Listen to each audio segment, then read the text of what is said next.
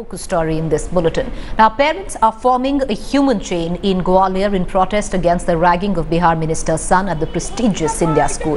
Now, they are demanding the arrest of the school principal. The father of the victim had told Headlines today that his son was in fact the target of an alleged murder plot. He is battling for his life at a Delhi hospital.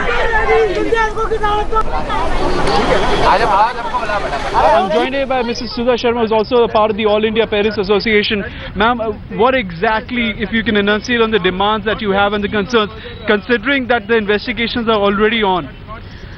See, the CBSE guidelines say that the head of the institution is liable for all the ragging acts that are done in the school. Why has the principal not been booked? We want the principal to be booked as the head of the institution. We want immediate disaffiliation of the school by the CBSE, and we want complete transparency in the investigations because we are worried for our children. It is one child for one parent for all and all parents for one. We are there for the abused child's parents. They are busy attending the child. We are standing in for them. We will see that the case is concluded and the justice is done.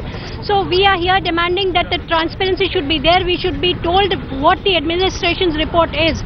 The inquiry in the school was committed by the principal himself, who is responsible vicariously for the acts which are done by the children because the children are in his charge. He is responsible. Our concern is that the Board of Trustees has not even issued a statement, public statement saying that this is our stand. The Board of Trustees are totally silent on this. The principal is protecting the staff. It is more than a century-old school.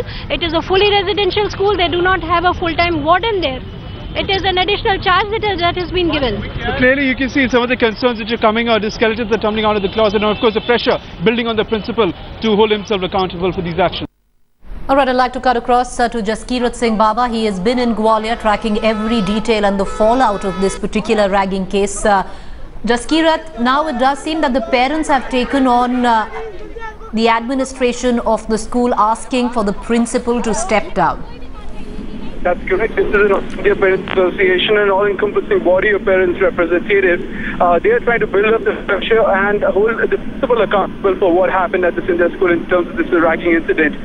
Suggesting that the fact that the anti-ragging committee, as per the Supreme Court norms and the CBSE guidelines, had not been set up till the time this incident actually came to light and was brought up by the media in the manner that it was, and it was only after that that this committee was set up.